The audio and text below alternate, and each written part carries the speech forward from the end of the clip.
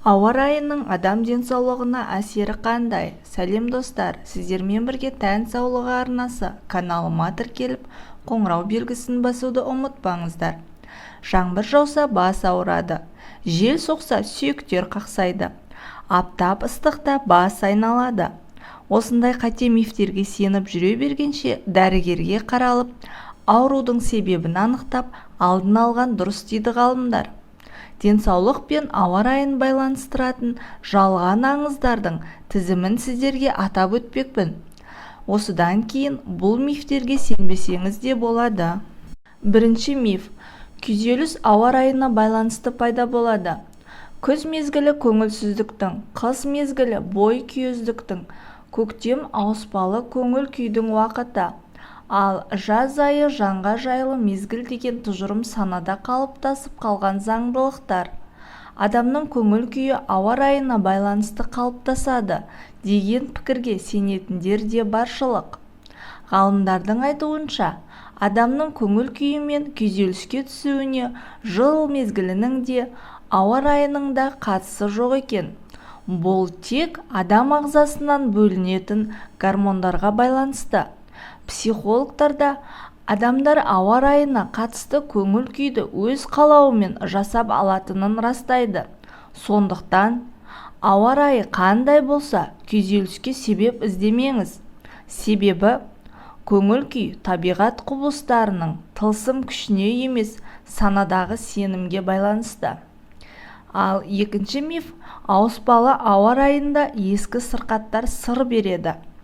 Температура амплитудасы жоғары болған жағдайда қан қысымынан зардап шегетіндер денсаулығына шағымданып жатады. Жүйке ауруы да ауа райына байланысты сыр береді деген миф бар. Ауыспалы ауа райы кезінде ескі сырқаттар сыр береді дегенге де сенудің қажеті шамалы. Медицина тілінде ауа райына тәуелді организм ауруларын метопатия деп атайды. Алайда бұл процесс тек қан диабетімен ауыратындарға және қан қысымынан зардап шегетіндерге ғана қатысты болып келеді. Егер күтініп денсаулығыңызға назар аударып жүрсеңіз, кез келген ауа райына қарсы тұратын иммунитет қалыптастырасыз. Қашан күн райы бұзылғанын күтіп, ауруды күтіп отырғанша сырқаттың алдын алып дәрігерге қаралған артық етпейді. Үшінші миф. Метеотәуелділік барлық адамдарға тән. Адам ағзасының ауа райы өзгерістер мен климаттық ерекшеліктерге сезімталдық танытуы медицина тілінде метеотәуелділік деп аталады. Метеотәуелді адамдар әлсіз, күйзеліс пен шаршауға бейім болып келеді. Жүрек пен қан тамырлары, өкпе аурулары мен неврозға ұшыраған адамдар ауа райының құбылуына төзімсіз болады. Олар ылғалдылық артып, жел күшейсе, күн бұлттанып, жаңбыр жауса, ауырып қалуы мүмкін. Дәрігерлер метеотәуелді адамдарға қозғалыс белсенділігін төмендетіп, жиі тынығуға, психоэмоционалды ауыртпалықтан сақтануға кеңес береді.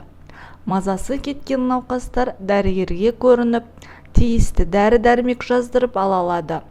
Алайда метеотәуелділік барлық адамдарға тән емес. Атап айтқандай, бұл белгілі бір ауру түрлеріне, адамның жүйке жүйесіне байланысты қалыптасады. Метеотәуелділік мәңгілік құбылыс емес. Оның адам бойында пайда болуы да, белгілерінің жоғалуы да адамның тікелей өзіне байланысты. Төртінші миф. Магнитті өріс денсаулыққа зиян. Белгілі бір күндері жерге магнитті өрістің толқындары таралады. Осындай хабарды естігенде адамдардың бойында автоматты түрде толқыныс пен үрей пайда болады. Кейде магнитті өрістің әсерінен басым ауырып тұр, бүгін күннен жағымсыз энергия бөлінеді екен деп жатамыз. Күннен бөлінетін ерекше сәулелердің кесірінен кейбір адамдардың жұмыс істеу қабілеті де төмендеп кетеді. Мұндай жағдайда В және С дәрумендерін пайдалану керек. Магнитті өрістің қай уақытта сәулеленетінін нақты болжап айту мүмкін емес. Сондықтан кез келген уақытта сақ болыңыз.